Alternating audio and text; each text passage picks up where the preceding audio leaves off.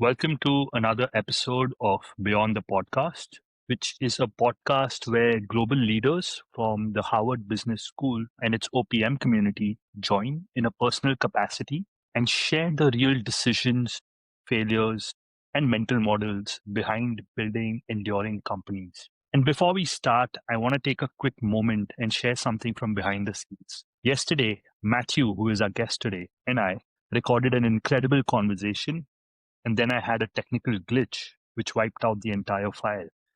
I was ready to panic, but Matthew, being a former 777 captain, reacted with the same centered decisiveness that he has probably shown all his life in the cockpit. There was no frustration, there was no drama. He just messaged me saying, "That's fine, let's do it again." And he was available right away.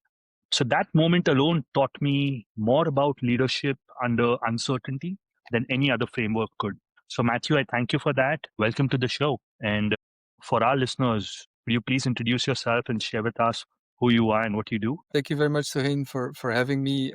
Thanks for the wonderful introduction. I'm Matthew. I'm 44. I'm from Belgium. Like you said, I started my career as a professional hockey player until I realized there was no money into in field hockey. So I became a pilot because I thought it was something nice to do. I did that for about 18 years, I would say. I finished as a 777 captain for Etihad Airways until COVID hit. About 2 months after COVID hit, my company fired 500 pilots in one day. I was a junior captain on 777, so I was in the second batch of people to go. Relocated to Bali and had to reinvent myself. Started entrepreneurship. I started a luxury property development business in Bali and a property management business as well. And I've been investing in real estate my entire life. And then about 1 year ago, I went to OPM for my first session. Incredible. Matthew, so you've had three lives: one as an athlete, one as a pilot, and now as an entrepreneur. Which one do you think has shaped you the most, and why do you feel so? Good question, but I think they shaped me equally. I think the athlete life was the easiest life because you really do something that you enjoy and there's not so much thing to deal with that you don't like. Even though it takes passion and it takes effort, it's something that comes very naturally. The employee life as a pilot taught me a lot of things, especially being a leader at a young age. I was fortunate enough to be at the right time at the right place. At 34 years old, I became a 777 captain, not because I was much better than anybody else, but just because I was at the right time at the right place. So I definitely learned a lot about Mhm. leadership there. And entrepreneurship is real war. You have to stand up, get up every day and do all these things that you actually don't like to do, like tax reporting and audits and deal with all kinds of facets of the business that you actually are not so interested in. So I would say equally. They shaped me equally. Yeah, and it's those boring things which matter a lot. The things which entrepreneurs don't like dealing with, but they actually define how your company is positioned for success. So I totally hear you. I feel you as well. Going back to your professional athlete days, is there a moment from your field hockey years that you believe shaped your philosophy towards leadership today? Yeah, I was lucky enough to be forced into leadership at a young age. So I have three brothers and they were all playing field hockey. I was the oldest one. And at some point, the team of my little brother was looking for a coach and a trainer. I was kind of pushed to take it. I must have been probably about 12 years old. I didn't have that much experience. And that's where I got pushed. And then later on, I became the captain of our own team in the first league. And that also a position that I never asked or never wanted, but it was pushed onto me because I think because the people around me believed that I was the right man for the job. Not saying I was, but yeah, that definitely changed or shaped my leadership journey at a young age. You said something about leader being one who doesn't have a title. It's not just someone who has the title of a leader who needs to behave like a leader. Could you emphasize a little more on that? Yeah, for me, a leader is not somebody who absolutely asks for a title or wants it per se. A leader is somebody that people naturally want to follow and people naturally want to listen to. I see a lot of people who are forcing it. And to me, that's usually not the best leadership style. Me, a leader, you're able to suffer yourself away a little bit You don't care about personal credit. You care about advancing the whole team or the whole company, and you don't necessarily need to be in the spotlight. And uh, the best leaders that I learned from were people who, when I was not a leader in the team, gave me responsibility to grow into leadership myself. That's something that I really believe in, to cipher yourself away a little bit, let the people develop by themselves, steer them in the right direction if they're not doing the right thing, if they're deviating from procedures or rules, or if you see them go towards something that is not going to end up well. That's your leadership role to then steer them away, but don't take the limelight. Don't take the spotlight, basically. Tell me, just moving on to your aviation days, is there a time you remember from being in the cockpit where everything seemed to be going wrong, and then you had to try and stay calm under pressure? Could you give us some of those moments and share those experiences with us? Yes, there's many stories, and most of them I end up forgetting. One of them stays with me because it was the first time that I really had to deal with very, very nasty weather.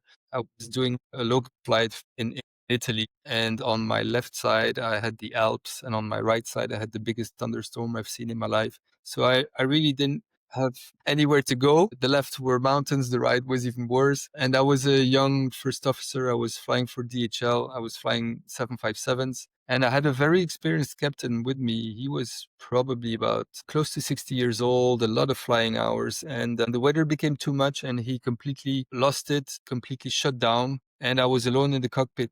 So there's always one pilot flying and pilot non-flying in the cockpit. I was the pilot flying. So my job then is to just fly the airplane. His job as pilot non-flying is to talk to radio control, to ATC as we call it, and do navigation and so on, and do the checklists. And he completely disappeared. He was too impressed by the weather. And that was the first time, I think, where all of a sudden I felt like, well, if I don't step up, then we're pretty much screwed because the guy on my left is gone. So um, that was definitely a moment that I will never forget. How old were you then? I must have been about 26 years old, I think. Okay, so not too long ago, Almost 20 years ago.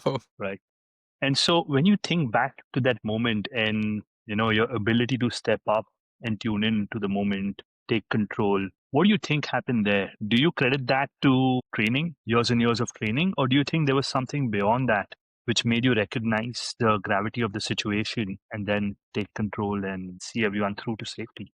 It's a very good question because part of me believes that being a good leader comes with a lot of training. And by training, I mean seeing good examples and bad examples of leaders, because I've had very good examples of leaders in the cockpit, basically, where I learned a lot from. But I had a lot of very, very bad examples, and I learned equally as much from them. So part of me wants to say, yes, it's about training and learning. Another part of me wants to sometimes believes that it's the kind of person you are. Sometimes also, some people are just meant to be leading or don't want to be. Leading is about getting out of your comfort zone, right? And a friend of mine described it pretty well a few months ago. We He said, it's funny because when I look at you, you go when you're out of your comfort zone, when you're scared, you actually dive in. And there's people who, when it becomes scary and it's out of their comfort zone, they hold back. I've been told that I dive in, and I think it's true as well, which is needed as a leader, right? Because even if you want to be a good leader and you want to Yeah. let the other people take over and teach them, at some point you will have to step in because they're not going the right way. And if you're afraid to get out of your comfort zone, it's probably not a good idea to be a leader, I think. Could you take us back to the kind of training you went through in your career to maybe deal with such situations as well? What do captains go through in terms of training? The biggest thing we go through is CRM training, and it's an ongoing training when you start your young aviation career, whether you're a co-pilot, a captain, even a cabin crew. It's called crew resource management, and it's basically handling all kinds of different people, characters, learn about the different kinds of leaders, whether they're autocratic or they're more or easy to solve situations. And actually, if I can, it may deviate a little bit from the question, but I had a very interesting situation where I learned a very valuable lesson myself, and I think it's worth mentioning. I was a young first officer in Etihad Airways. I just joined the company. Must have been, I think by that time, 30 years old. So I had quite a bit of experience already, but I was not close to being a good leader or a captain or anything like that. And I showed up one day for a flight before going on holiday, and I was paired with the worst captain of the company. I didn't know because I was new in the company, but he was very, very tough for no reason whatsoever. Didn't say hello, didn't respect me, didn't say how are you doing, just basically yelled at all the wrong things while he came late for a flight. He was being very nasty. I mean, it was the worst example of a leader actually that I've ever seen in my life. We went through pre-flight. I basically saved his ass because he was way too late and I did his job. We went to the cabin crew briefing. We briefed the crew. He was very obnoxious, didn't acknowledge my existence. And things started heating up a little bit. And then I caught him doing wrong procedures in the airplane. And my bad character said, okay, this is where I'm going to actually find a reason to yell back because I'm a little bit tired of the treatment that I've been getting. And I started giving him a few comments on hey, this is not the right thing to do. And I was pretty firm in my comments. At that point, I was really looking for confrontation as a young, ambitious guy without thinking, and he became upset and I started yelling. And I thought at that point that I was going to get fired. And I said, look, the first thing you did to me was this. The second thing you did to me was this. The third thing, I basically listed everything that he did to me. And I said, look, now you're going to call scheduling and you're going to explain to them why you or me are stepping out of this flight deck because we're not flying together. And I was very lucky. And at this stage, I really thought it's not possible at all to have a flight anymore together. It would be dangerous for safety. And me being the junior guy in the company, I would probably get fired or get a huge punishment. And he did something that really surprised me. He said, I apologize. I realize now what I've been doing. We start over. And he reached out his hand. I told him, that stage, I was ready to lose my job. And I told him, look, we can start over, but if you give me any more reasons to get out of this flight deck, I will walk out of this airplane in Jeddah and leave you alone with 400 passengers in Jeddah. And you can explain to the company why. And he said, well, no, I'm serious. I'm really sorry. I didn't realize. And I would like to reset this situation. And we did. And it was the nicest flight I've ever done after this. And I learned that no matter how far you go in the heat of the moment, you can always reset the situation, which was a really nice lesson, actually. That's so valuable as a lesson that you can always reset the situation. Most of us go through our lives assuming that we're in a particular position which we cannot pivot from. And I think entrepreneurship is all about pivoting. You start with an idea, you start with a vision, and suddenly it takes a turn because you believe there's a different direction that could do more justice to whatever you're working on. And in this case, you shared the story about this relationship, this encounter you had, which seemed like it was doomed and going nowhere, and you all were able to reset from there. I think that's very valuable, and I thank you for sharing that. Being a captain, you must be taking a lot of decisions quite quick. So could you walk us through how you would prioritize knowing what's right, what doesn't need focus? Any mental models or first principles that you think you've built over the 19 years of flying? Yeah, basically twice a year they throw you in a simulator for 2 days. It's a 4-hour session on day 1 and a 4-hour session on day 2, and they do this every 6 months, and it's quite intense because they try to find your limits, right? They throw everything at you that they have, and they want you to force you into error and to overload you with all kinds of failures. That was the old school of aviation, at least the aviation I grew up in. Today, it's a little more relaxed, I would say. But you basically don't have much time. You have to really filter the information that you have available at that time. You don't have half an hour to find out if there's more information available to you or better information available to you. In a time where your engine's on fire, you have a fuel leak at the same time, there's someone in the back having a heart attack, and there's a colleague entering the flight deck saying she wants to report to the other cabin crew because they're dating the same guy. All these things happen to me. You don't really have time to think about why your fuel lines got ruptured and caught fire. You just need to land at the nearest suitable airport as fast as you can. So I think we've been drilled to make decisions very fast. And I still do today, even big decisions, I take them very fast. It doesn't take me a day or an hour. Give me the highlights in 5 minutes and I'll take a decision. We're taught to to analyze the information we have on hand quickly and then really prioritize. So you really have to think, okay, what's the most urgent thing right now? Right now, I'm on fire. So I don't care about the heart attack. I need to land safely somewhere. The cabin crew who has or anybody else who has a personal problem, doesn't matter at that time. So I simplified it a little bit, but they really teach you to prioritize the biggest urgency, deal with it, then go to the next one. Deal with it, go to the next one. But in general, from aviation, I can say I compartmentalize pretty well, and I can easily spot the most urgent cases to work on, pragmatic and methodical.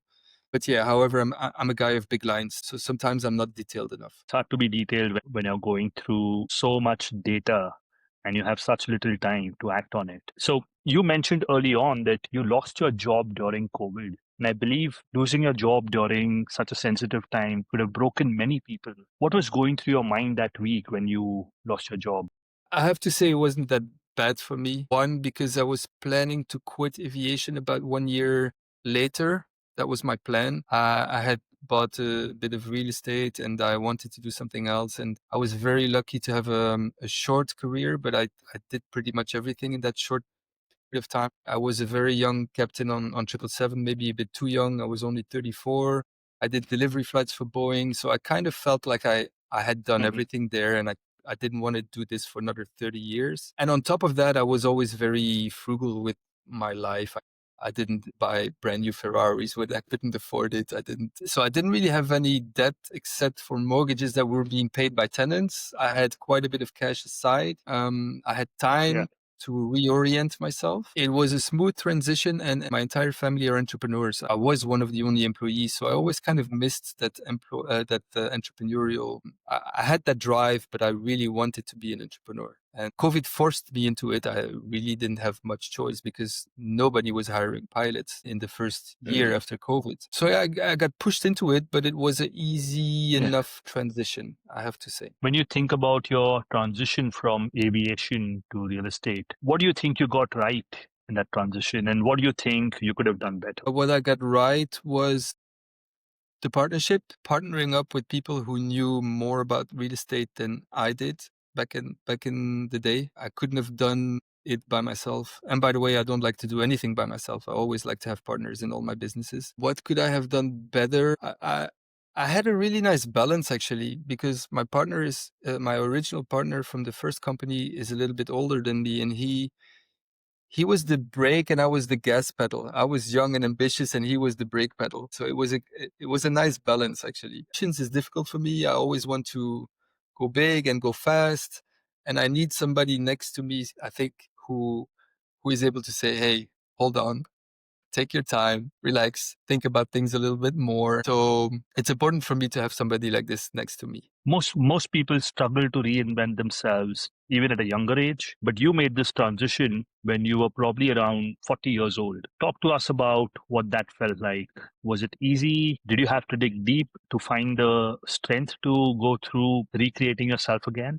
Yes, I had to dig deep. The first pivot was or reinvention of myself was a forced one, right? Aviation kicked me out. Kind of had to reinvent myself. I'm going to say it was hard the first 6 months, working without results and still believing. But then we quite quickly caught a break, and then another break, and then another break. And then it became quite easy. And again, without the people around me, first of all, my family that believed in me, but also the partner that I had back in the day who was there also, it wouldn't have been possible, I think. For me, it was really important to have somebody next to me. I wouldn't want to be an entrepreneur by myself. I like team sports. My father had a substantial company by himself. He was the only shareholder, company making truck and trailer parts for DAF and for Caterpillar and so on. And only very late in life, he told me, well, sometimes I wished I had a partner and I agree, because when it gets tough, you're by yourself.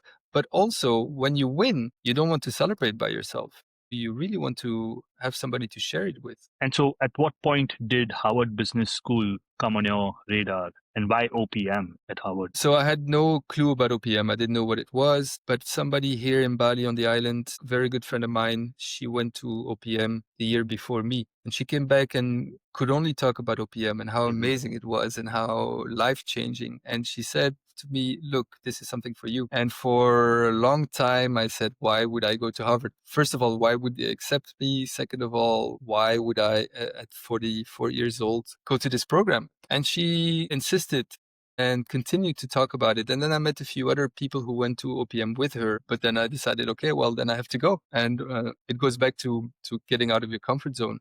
I went not because I knew much about the program, to be honest, but because I thought, wow, this is really something out of my comfort zone. I thrive outside of my comfort zone. When I stay in my comfort zone, I'm bored, and it's usually not a very good sign. After a couple of years in a position or a job or having established a company, and once it's running, I'm usually not the right guy to continue. I like to start new things. I like to get new experiences. And so, yeah, that's my OPM story. Yeah, one of the first lessons I learned as an entrepreneur was to be comfortable being uncomfortable, because you're uncomfortable all the time.